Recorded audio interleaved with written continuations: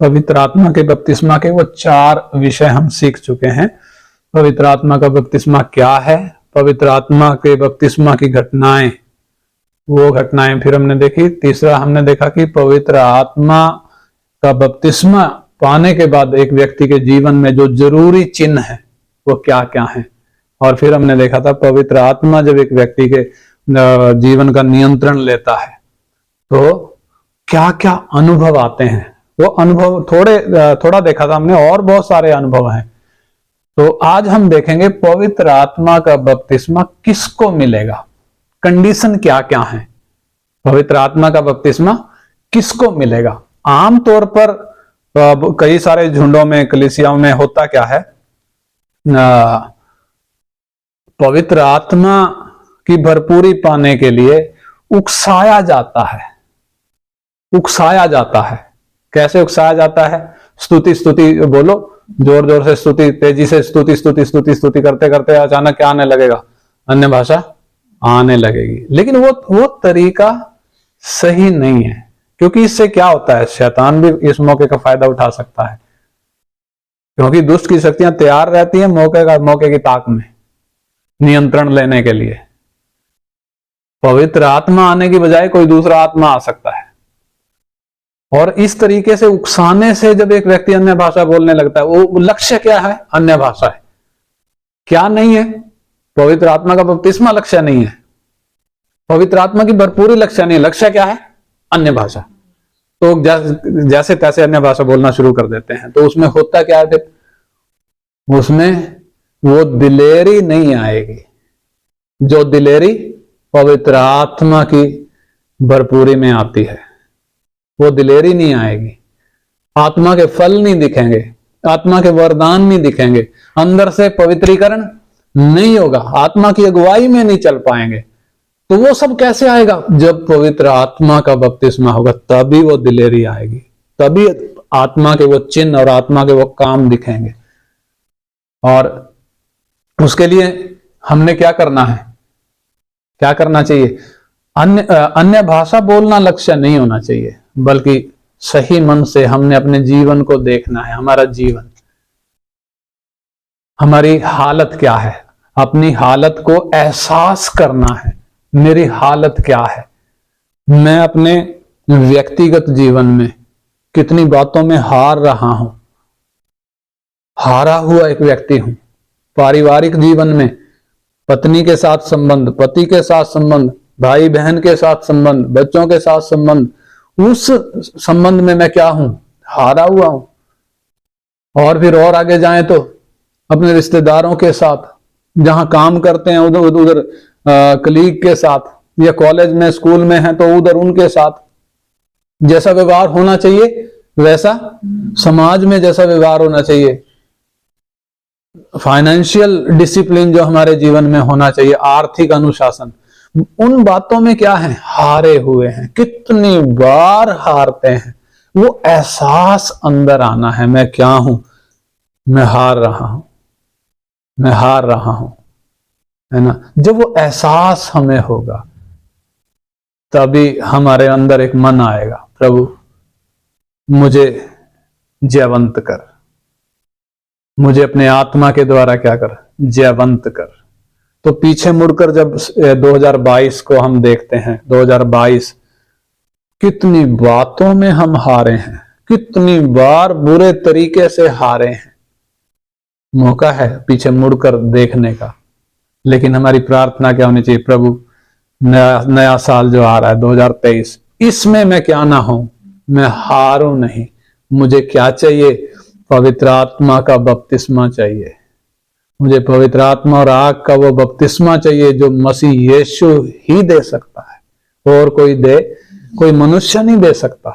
प्रभु मुझे वो बपतिस्मा चाहिए ताकि मैं अपने जीवन में जयवंत हो सकूं, अपने व्यक्तिगत जीवन में, पारिवारिक जीवन में, सामाजिक जीवन में, अपने ऑफिशियल जीवन में मैं क्या हो सकूं? कामयाब हो सकूं।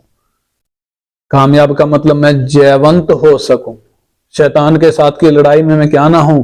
परीक्षाओं में मैं हारूं नहीं, बल्कि अपने स्वभाव पर, अपनी आदतों पर जय पा सकूं, अपनी जुबान पर। बहुत बार हम अपनी जुबान से क्या हो जाते हैं, हार जाते हैं, जो नहीं बोलना चाहिए वो बोल जाते हैं। तो कितनी बातों में वो एहसास आना है सबसे पहले। अगर वो एहसास हमें नहीं आ रहा तो फिर हम प्रार्थना भी नहीं कर पाएंगे। तो वो एहसास जब आता है तब हम सही मन के साथ प्रार्थना करते हैं। और जब हम प्रार्थना करते हैं कि प्रभु आप अपने आत्मा के द्वारा क्या करें, मेरे जीवन का नियंत्रण ले लें। बपतिस्मा, पवित्र आत्मा का बपतिस्मा वास्तव में क्या है, एक व्यक्ति के जीवन का नियंत्रण पवित्र आत्मा ने लेना है।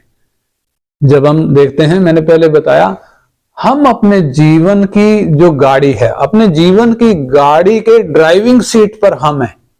ड्राइवर की जो सीट होती है ना, उस सीट पे पहले उद्धार पाने से पहले पाप था, वो खींच रहा था। लेकिन जब यीशु पर विश्वास किया, पाप तो हट गया, वो सीट खाली हो गई। वो सीट पवित्र आत्मा ने लेनी थी, परंतु वो सीट पर हम बैठ गए, हम चलाने लग गए। इसलिए कई बार टूट फूट गए, दुर्घटनाएं कर दी, कितनी बातों में गड्ढे में गिर गए, कितनी बातों में हार गए। अब हमारी प्रार्थना, मेरे जीवन का नियंत्रण पवित्र आत्मा ले ले, आप मेरे जीवन का नियंत्रण ले लें। तो बपतिस्मा क्या है, एक व्यक्ति के जीवन का नियंत्रण पवित्र आत्मा अपने हाथ में लेता है। और जब पवित्र आत्मा लेता है, फिर कोई एक्सीडेंट नहीं होता, फिर कोई दुर्घटना नहीं होती, फिर एक व्यक्ति सत्य के मार्ग में चलता है।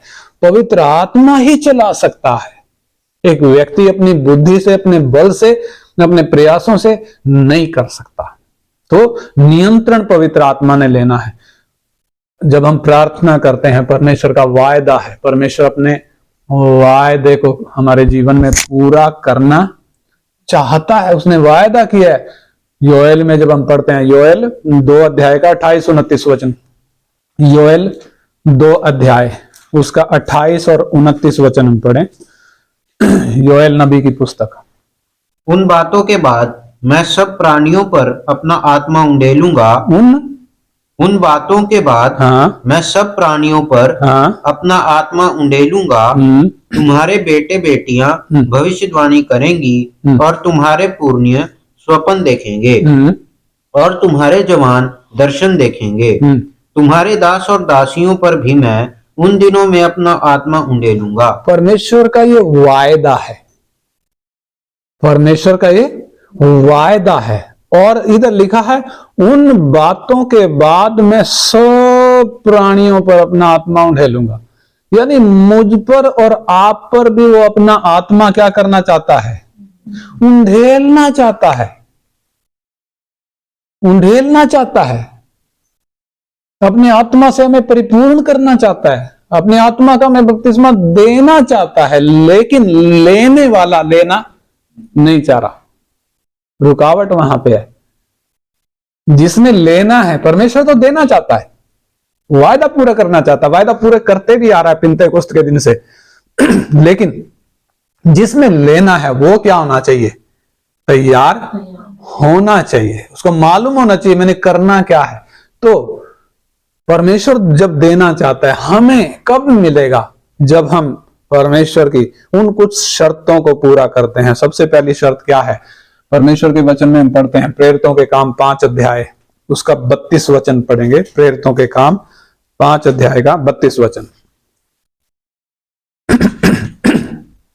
5 का 32। हम इन बातों के गवाह हैं। हाँ, और वैसे ही पवित्र आत्मा भी जिसे परमेश्वर ने उन्हें दिया है, जो उसकी आज्ञा मानते हैं। हाँ, इधर देखिए, वैसे ही पवित्र आत्मा भी जिसे परमेश्वर ने उन्हें दिया है, जो उसकी आज्ञा मानते हैं।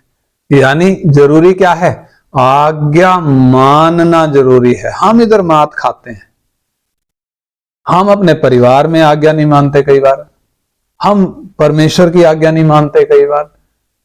इसलिए अपना जीवन सही होना चाहिए। कितने सारे उदाहरण हैं। कैन और हाबिल परमेश्वर के सामने क्या लेकर आए, भेंट लेकर आए। परमेश्वर ने लिखा है, हाबिल और उसकी भेंट को ग्रहण किया, लेकिन कैन और उसकी भेंट को स्वीकार नहीं किया। लिखा हाबिल और उसकी भेंट को, यानी सबसे पहले किसको? जीवन को स्वीकार करेगा तब भेंट को स्वीकार करेगा। अगर हमारा जीवन परमेश्वर के स्वीकार्य नहीं है तो हमारी भेंट भी स्वीकार, यानी वो स्वीकार्यता कैसे आएगी? परमेश्वर कब स्वीकार करेगा? जब हमारे जीवन में वो आज्ञाकारिता है, हम आज्ञा जब मानते हैं। अगर हम आज्ञा नहीं मानते तो प्रभु, मालूम है वो लूका 6:46 में क्या लिखा है?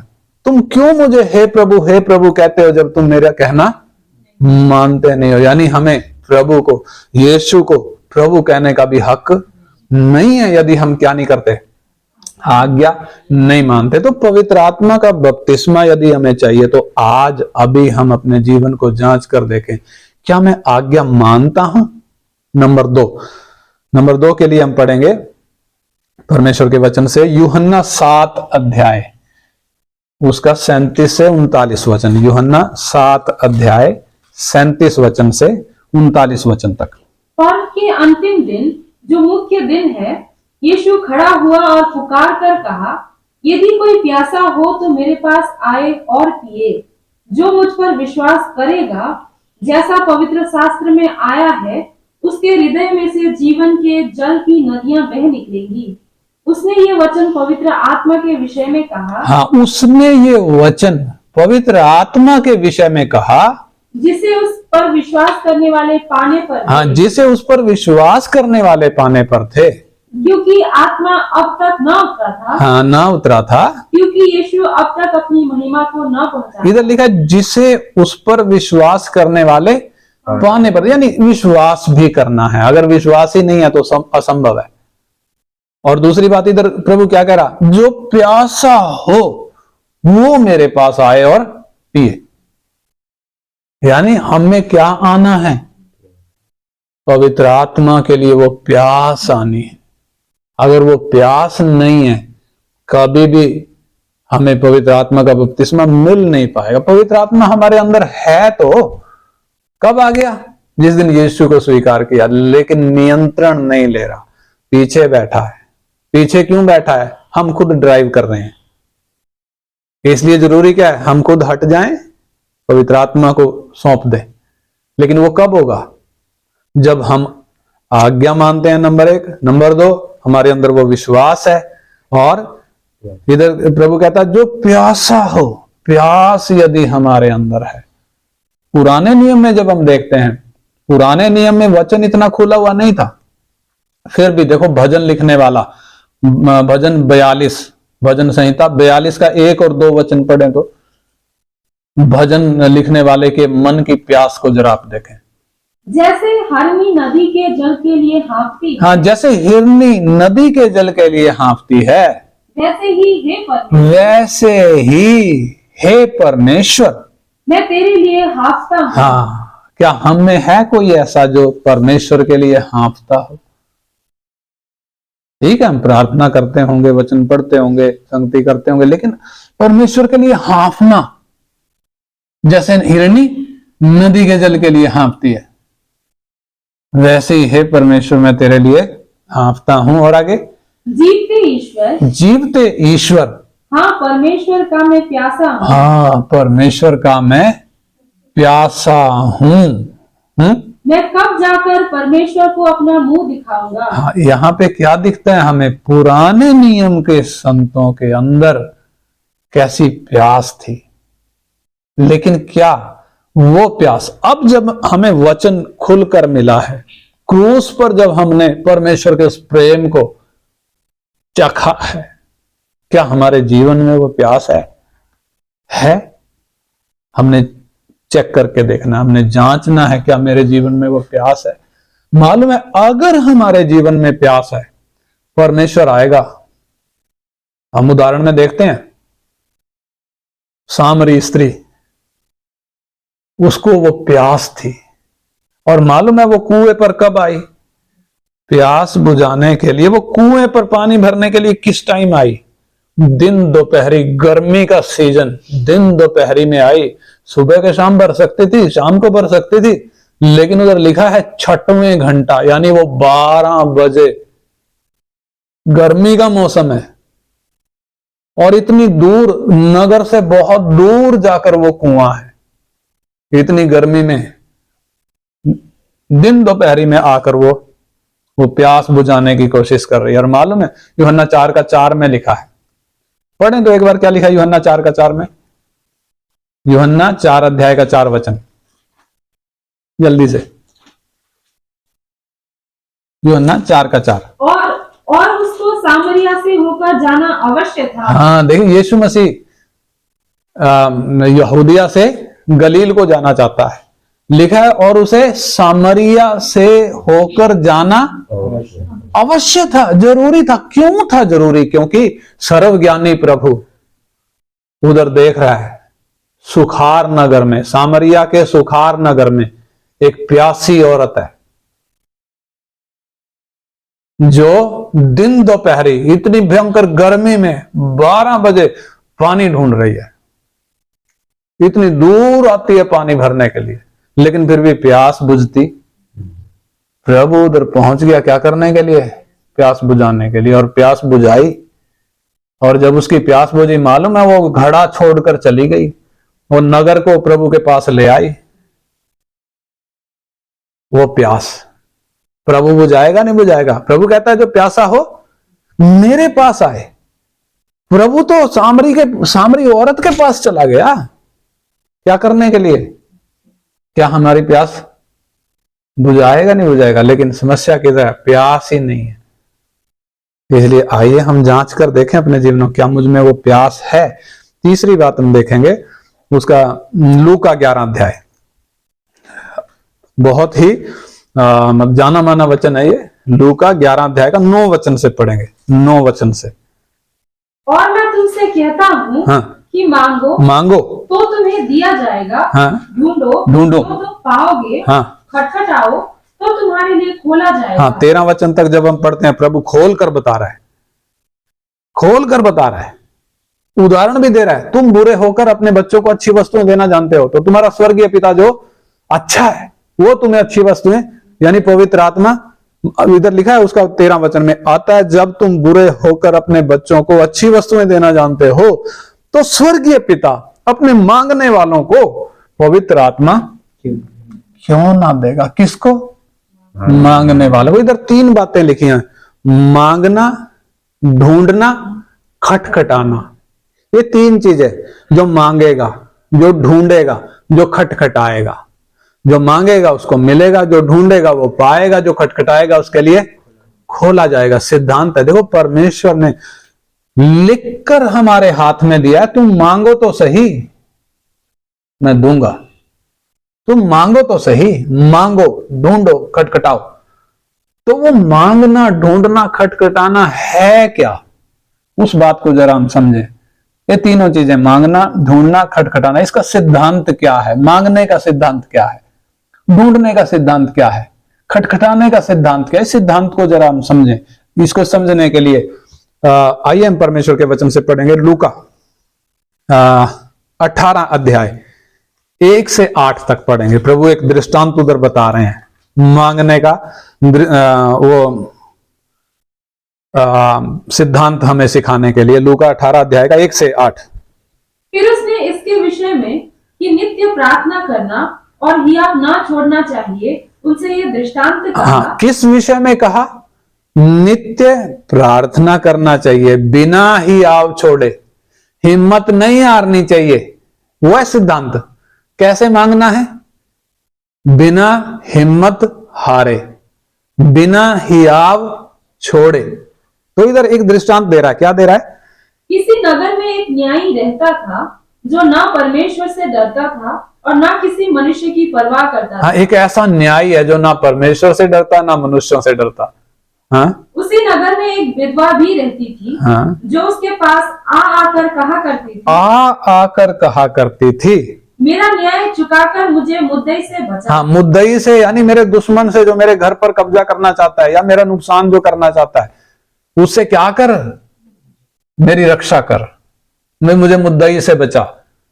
किसके पास जा रही है? उस उस न्यायी के पास जो ना परमेश्वर से डरता ना मनुष्यों की कुछ परवाह करता, और ये प्रतिदिन जाकर, जिधर लिखा है वो उसके पास आकर कहा करती थी मेरा न्याय चुका। और आगे कुछ समय तक तो वो ना माना, कुछ समय तक तो वो ना माना, परंतु अंत में हाँ। मन में विचार कर कहा, हाँ यद्यपि मैं न परमेश्वर से डरता हाँ। और न मनुष्य की कुछ परवाह करता हूँ, हाँ तो भी ये विधवा मुझे सताती रहती है। हाँ, देखिए सोच देखना आप, कौन है न्यायी, लेकिन उसकी खूबी क्या है, उसका वो परमेश्वर से डरता नहीं है, वो मनुष्यों की परवाह करता नहीं है। लेकिन बार बार ये औरत, ये विधवा आकर क्या कर रही है, कुछ समय तो उसने ना माना, परंतु अंत में मन में विचार कर क्या कह रहा है, यद्यपि ना मैं परमेश्वर से डरता ना मैं मनुष्यों की कुछ परवाह करता हूं, तो भी हाँ, तो भी ये विधवा मुझे सताती रहती है। ये विधवा मुझे सताती रहती है, इसलिए मैं उसका न्याय चुकाऊंगा। इसलिए मैं क्या करूंगा, उसका न्याय चुकाऊंगा। कहीं ऐसा ना हो हाँ। कि घड़ी घड़ी आकर अंत को मेरी नाक में दम करे। हाँ प्रभु ने कहा, हाँ सुनो, ये अधर्मी न्यायी क्या कहता है। हाँ, देखिए प्रभु दृष्टांत देकर पूछ रहा है, ये अधर्मी न्यायी क्या कहता है, इसलिए क्या कह रहा है, इसलिए क्या परमेश्वर अपने चुने हुए का न्याय न चुकाएगा। अधर्मी न्यायी क्या कह रहा है, ये घड़ी घड़ी आकर मुझे तंग कर रही है, मेरी नाक में दम कर रही है, इसलिए मैं इसका न्याय चुकाऊंगा, इसकी फरियाद सुनूंगा। क्यों, ये आना ही नहीं बंद हो रही, ये रोज आ जाती है, इसने नाक में दम कर दिया, कितने दिन तो मैं टालता रहा, लेकिन अब तो मैं इसका न्याय चुकाऊंगा, कहीं ऐसा ना हो ये मेरी नाक में दम कर दे। प्रभु कहता है, देख सुनो, ये अधर्मी न्यायी क्या कहता है। अगर ये अधर्मी न्यायी उस विधवा का न्याय चुका सकता है, किस आधार पर, वो बार बार आना नहीं छोड़ रही, वो बार बार फरियाद करना नहीं छोड़ रही। अधर्मी न्यायी जब उसका न्याय चुका सकता है, तो धर्मी न्यायी यानी परमेश्वर, प्रभु कहता है, उसका पढ़े, इसलिए क्या परमेश्वर अपने चुने हुआ का न्याय न चुकाएगा। क्या परमेश्वर किसका, अपने चुने हुओं का न्याय ना चुकाएगा, जो रात दिन उसकी दुहाई देते रहते हैं। हाँ, कब दुहाई देते हैं, दिन और रात उसकी दुहाई देते रहते हैं, क्या नहीं चुकाएगा। हाँ, क्या वो उनके विषय में देर करेगा, क्या देर करेगा। हाँ मैं तुमसे कहता हूँ, हाँ, वो तुरंत उनका न्याय तुरंत बिना देर किए उनका न्याय चुकाएगा। तो इस दृष्टांत से हमें क्या सबक मिलता है, हमें प्रार्थना करनी चाहिए बिना हिम्मत हारे, बिना रुके, बिना मन छोड़े। हमने मन नहीं छोड़ना चाहिए, हमें हियाव नहीं छोड़ना चाहिए। हमें इधर लिखा है, दिन और रात जो दुहाई देते हैं, क्या उनका न्याय नहीं चुकाएगा, जरूर चुकाएगा। अगर दिन रात हम दुहाई देते हैं, किसके लिए, हे पिता मुझे जयवंत होना है, मुझे अपने आत्मिक जीवन में और पवित्र होना है प्रभु, मुझे मसीह के डील डॉल में बढ़ना है प्रभु, मुझे पवित्र आत्मा और आग का बपतिस्मा दे। क्या नहीं देगा, वायदा है, मांगो मिलेगा, ढूंढो पाओगे, खटखटाओ तो हमने देखा मांगने का सिद्धांत क्या है, बिना हियाव छोड़े मांगना, और खटखटा उसका दूसरा क्या है, ढूंढना। ढूंढने का सिद्धांत क्या है, ढूंढने के लिए जीवन में रुकावटें होती हैं, उन रुकावटों को दूर करके ढूंढना है। क्यों, ढूंढने के लिए जब एक व्यक्ति निकलता है, रुकावटें हैं ना मार्ग में, उसके लिए हम जक्कई का जीवन देखते हैं, लूका 19 अध्याय का 1 से 10 वचन में। अभी पढ़ने का टाइम नहीं है, मैं वैसे बता देता हूं। जक्कई प्रभु को देखना चाहता था, उधर वो यही है, वो ढूंढना शब्द जो उधर इंग्लिश में, वो ढूंढ रहा था, प्रभु को ढूंढ रहा था, मुझे देखना है उसको, मुझे मिलना है उसको, उसके अंदर वो खोज थी। लेकिन उसके जीवन में 7 रुकावटें थी। कितनी? 7 रुकावटें। आपने शायद गिनी नहीं होंगी। नंबर 1 मैं गिनवाता हूं। वो धनी व्यक्ति था, बड़ा कारोबारी था। लिखा है वो किनका? चुंगी लेने वालों का सरदार था। यानी उसके पास टाइम कहां। पहली बात तो वो बहुत बिजी व्यक्ति है, व्यस्त है अपने काम काज के कारण। नंबर 2 वो नाटा है। नंबर 3 यीशु के साथ भीड़ है, वो देख नहीं पाएगा। और नंबर 4 क्या हो गया? प्रभु, वो तो पेड़ पे चढ़ गया। प्रभु कहता है हे जक्कई झट उतरा, आज मुझे तेरे घर में रहना। वो खुशी खुशी यीशु को अपने घर ले गया, लेकिन उसने एक बार भी परवाह नहीं करी ये यीशु अकेला नहीं जाएगा, इसके साथ तो फौज है चेलों की। इतनों का खाना मेरी पत्नी कैसे बनाएगी, इतनों का इंतजाम कैसे होगा? परिवार की भी कुछ परवाह ले गया। यानी वो रुकावट भी दूर करी। और फिर लोग क्या कह रहे हैं? ये पापी व्यक्ति के यहां जा उतरा है। यानी लोगों की बदनामी, क्या लोगों की बदनामी की कुछ परवाह करी? उसको भी दूर फेंक दिया। और फिर छठी बात, वो उधर क्या कर रहा था? यीशु जब उसके घर में है, वो खड़ा हुआ, हे प्रभु मैं आधी संपत्ति कंगालों को देता हूं। क्यों कंगालों को देता हूं? ये संपत्ति रास्ता रोकती है। एक आया था यीशु के पास, कह रहा था हे उत्तम गुरु, अनंत जीवन का अधिकारी होने के लिए मैं क्या करूं? मालूम है जब यीशु ने उसको कहा कि अपनी संपत्ति बेचकर मेरे पीछे आ जा, तो वो उदास होकर चला गया। क्यों? ये संपत्ति बेड़ियां बनकर रास्ता रोकती है।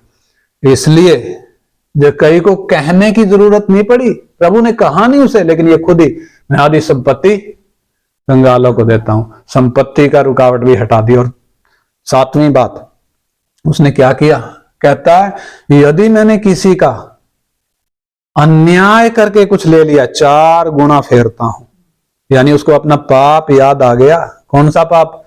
मैं अन्याय भी करता हूं, लेकिन अब मैं उसका पश्चाताप कैसे करूंगा? अपने पाप का पश्चाताप कैसे करूंगा? 4 गुना भरूंगा। आपको मालूम है यहां पे मात खाते हैं हम, अपने पाप का एहसास भी नहीं करते और उसका पश्चाताप भी। लेकिन अगर सही मन से जक्कई की तरह हम रुकावटों को हटाकर अगर ढूंढेंगे, तो क्या प्रभु नहीं मिलेगा? प्रभु तो घर में आ गया जक्कई के। ये तो इसको बेचारा, मैं ये तो ढूंढता फिर रहा था, पेड़ पे चढ़कर बैठ गया था। प्रभु तो किधर आ गया? घर में आ गया। और कह रहा है आज इस घर में उद्धार आया है। आप समझे ना उस बात को?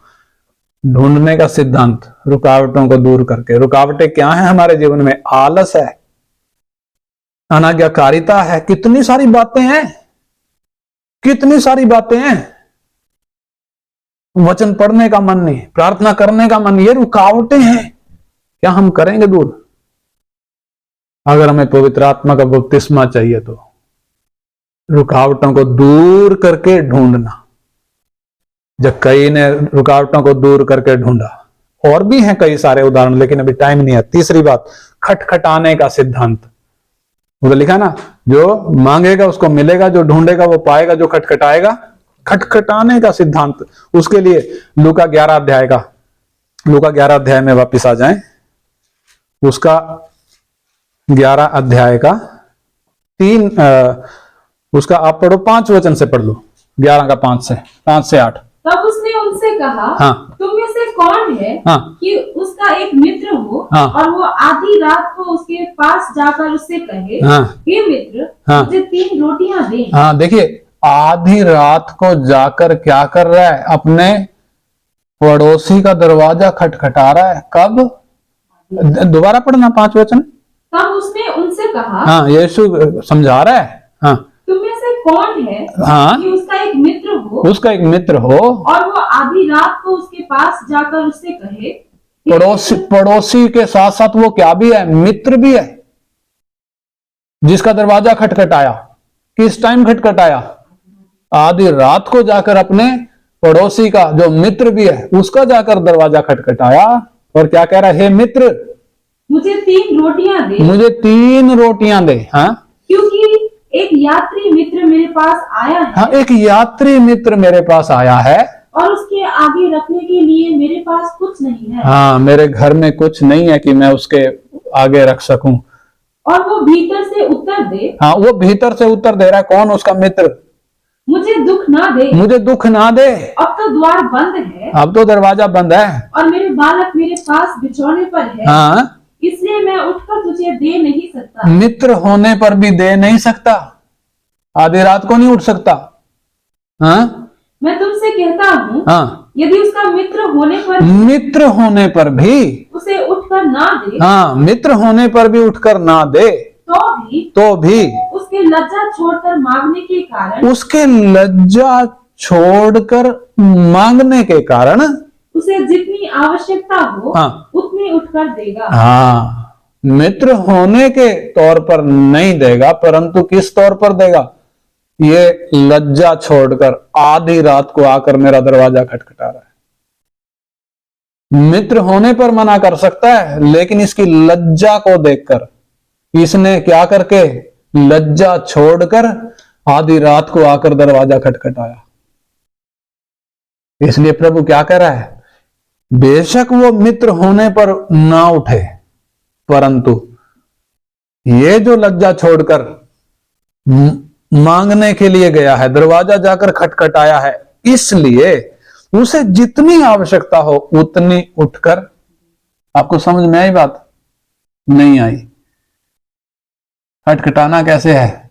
लज्जा छोड़कर, लज्जा छोड़कर खटखटाना है। आधी रात को खटखटाने गया, किसके लिए? अपने लिए नहीं। कोई यात्री आया है इसके घर में, उसको खाना देना है, रसोई में कुछ नहीं है, इसलिए जाकर पड़ोसी का, मित्र का दरवाजा खटखटाया। रात के समय में आधी रात को दरवाजा खटखटाया। शर्म कर सकता था, लेकिन क्या नहीं करी?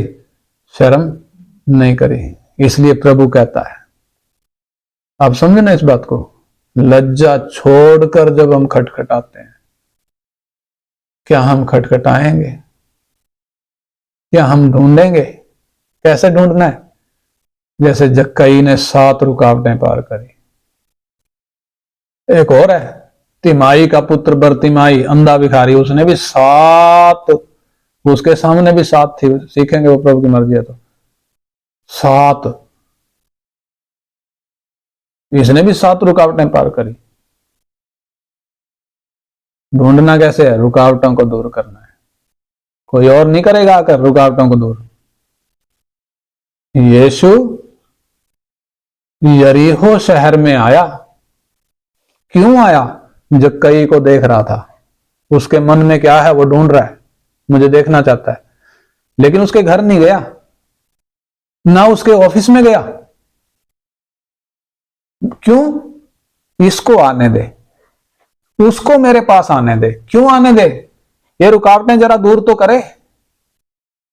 रुकावटें इसने दूर करनी है।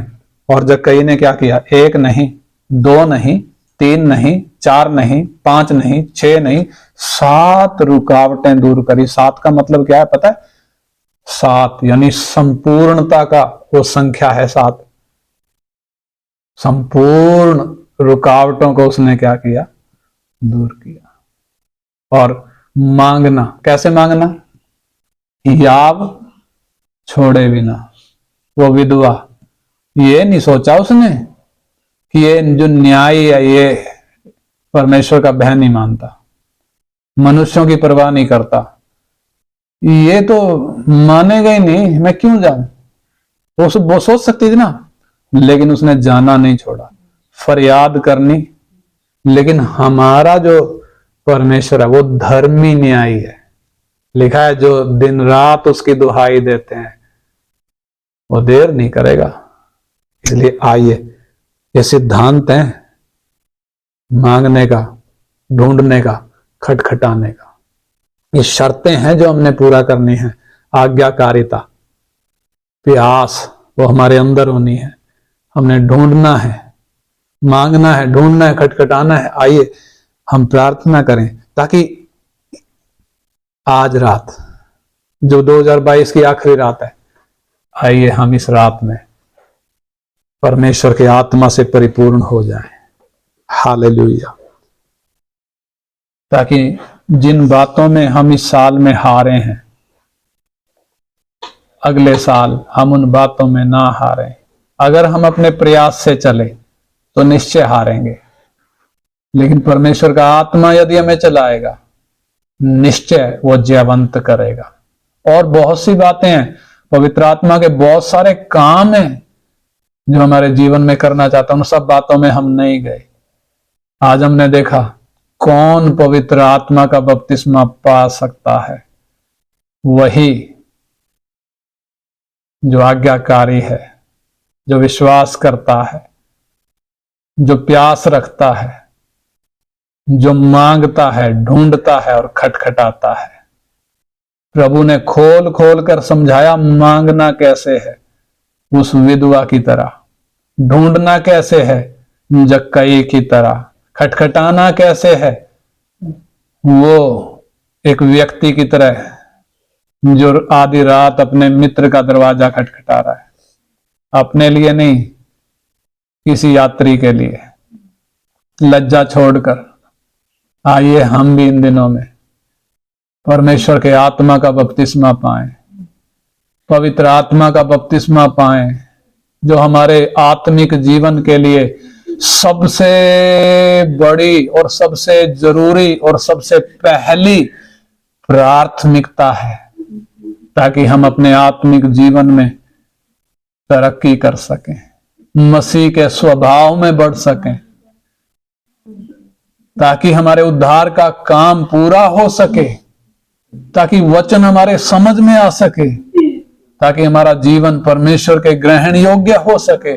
सबसे बड़ी प्राथमिकता जो हमारी है, पवित्र आत्मा का बपतिस्मा हमारे अंदर आकर बैठा है, लेकिन पिछली सीट पर बैठा है। क्यों? ड्राइवर की सीट पर हम बैठे हैं, छोड़ना नहीं चाहते।